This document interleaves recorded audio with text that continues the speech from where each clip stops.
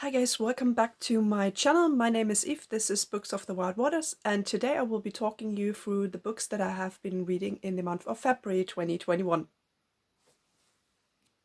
In February I read the total of 4 books, 1 historical fiction novel, 1 classic and 2 young adult fantasy novels.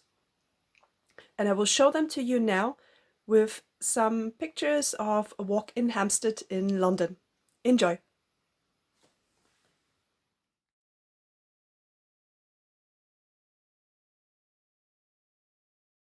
So the classic novel that I read this month was Jane Austen's Persuasion.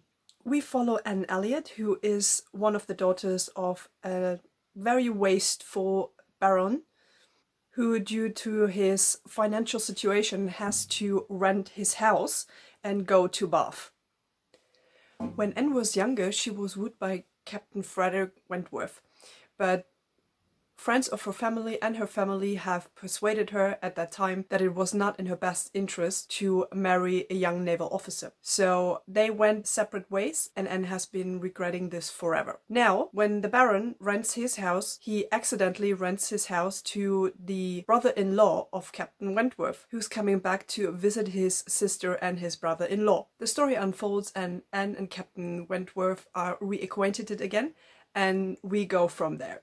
So what I liked about this is that it is probably the most mature story that Jane Austen wrote in her life. The book was published posthumously, so it was one of the last things that Jane Austen was writing. And the story and the characters show that Jane Austen was including a lot of her own experiences in there as well, because she had been going through a couple of proposals at that time and she refused all of them. Anne is a very weak character.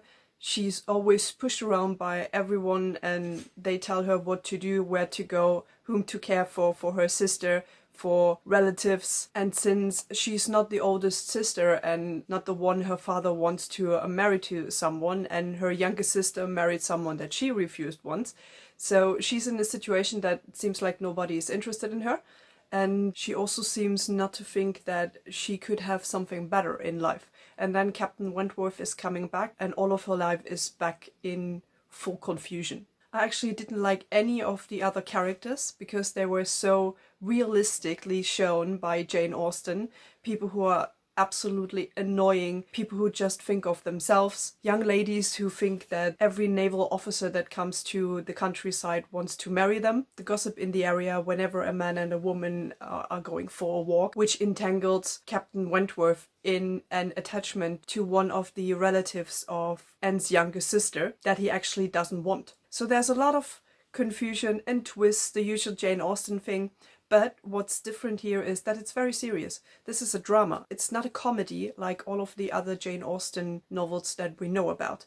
And I really like this. It was something completely different. It was something that I did not expect from this novel. And I was really interested whether Anne gets the chance to actually apologize or show to Captain Wentworth what she feels for him. Because Jane Austen made it very clear that it was more or less Anne's fault, though of course she was a young woman and had to think of her future at that time, and Captain Wentworth did not have the money to support a family. I really liked this book. It was a bit slow in some parts, but I cannot ask Jane Austen to have a pacing like modern writers do. I gave this book 4 out of 5 stars, and I think it's worth picking up.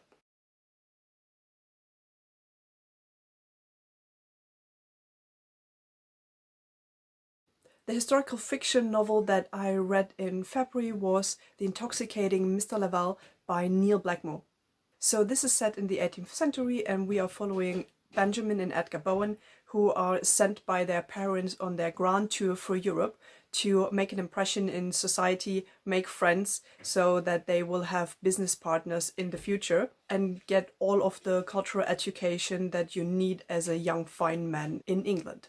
Whilst Edgar is trying to be as fashionable as he can and mingle with the high society, Benjamin dislikes it and meets a mysterious man called Horace Laval, who absolutely despises everything that has something to do with education, nobility and culture, and all of the pretentious behavior of the high society. Benjamin is completely infatuated by him and he also falls in love with him, and there the tragedy unfolds. I really like this book. I like the queer love story, which I actually was not expecting, because I just thought that Mr. Lavelle would influence the brothers in a negative way in general, but not that there would be some kind of a very close attachment to him to one of the brothers. So that's why we actually get here a coming of age story in a way, or at least Benjamin understands himself better, what he wants, what he dislikes, and also that the secrets of his parents are a burden to him and his brother. So we have the mystery of the parents and their secrets in the background of this story, and the major part is the queer love story in this book.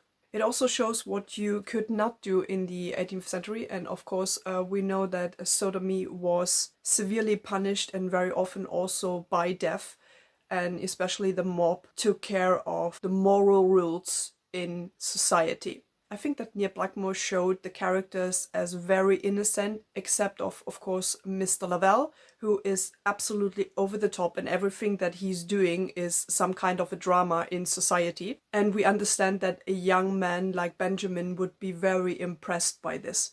On the other hand, it's also very realistic in regards to their love story, because of course they could not show this as they would do today. And it was always a danger whenever they were going out, whether someone would find out what they actually are or who they are. I like to see how Benjamin is actually trying to free himself from the future that his parents were actually envisioning for him, and he tries to find his own way. The end of the book was a bit sudden, I would say, and I think it left me a bit with a feeling of unfinished business, so I would have liked the author to be more conclusive there and also tell us a bit more about the mystery of the parents' situation that is important to wrap up this story for us as readers. I like this. I gave it 4 out of 5 stars.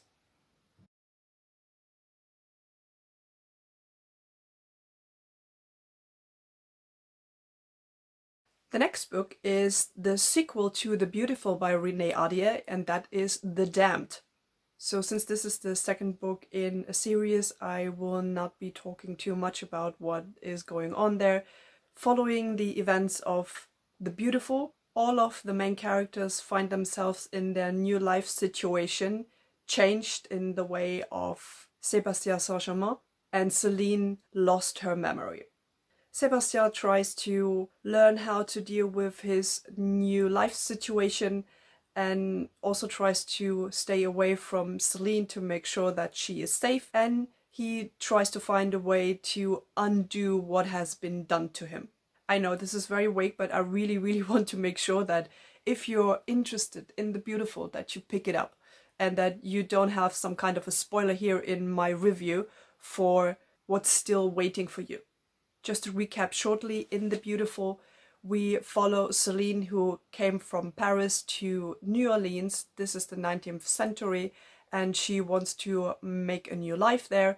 And she gets involved with La Cour de Lion, a group of very fashionable, high society, secretive people who dine in the best restaurants, always wear the best clothes, and seem to be very young, very beautiful, and very intriguing to Céline. There are supernatural beings involved, and Céline will be very infatuated with Sébastien Saint-Germain, who is part of La Cour de Lion and the heir of a very famous businessman in New Orleans. And then things unfold.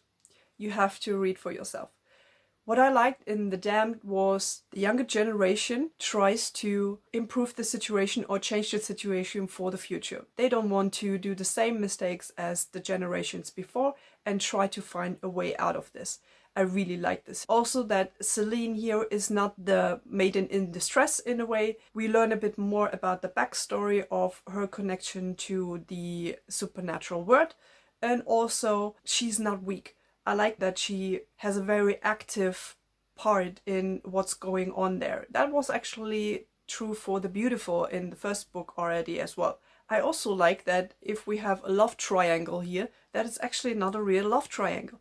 Renée Ahdieh still gave us the chance, so to say, to believe in a connection with Céline and Sébastien, even if at the moment their lives are separate, but they still cannot let go of each other. I really, really like this. I like that she was not trying to connect Celine with someone else because she knows what she wants, and that's the kind of character she is. And she starts to remember what has been happening to her, and once she remembered, she actually knew exactly which way she wanted to go.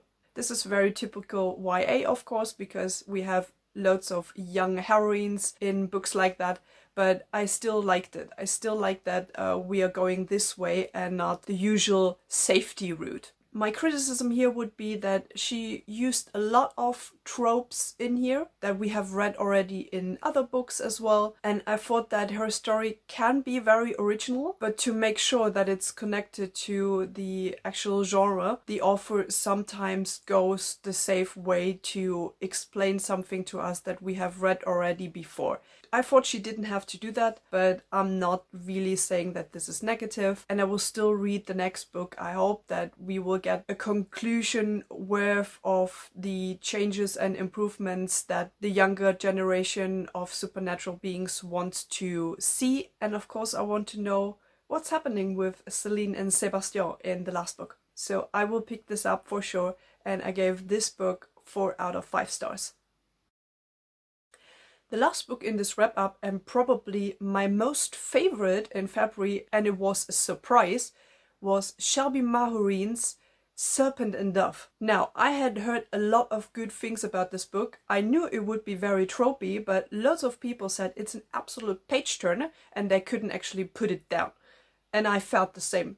So in this story, we follow Lou, who is a witch. What we know is she tries to hide from someone in the city, and for that she tries to steal a magical object. Circumstances unfold and she meets a witch hunter, Reed, while there is an attack on the royal family done by a witch coven. Later, the archbishop of the city forces Lou and Reed to marry, since Lou has caused a scandal for Reed when they met again and he tried to actually question her about what she knows. So we do have 2 enemies here. I like that Shelby Mahourin showed us how much they're actually adversaries here. And that is actually when I realized that my camera just stopped working and the rest of the video is gone.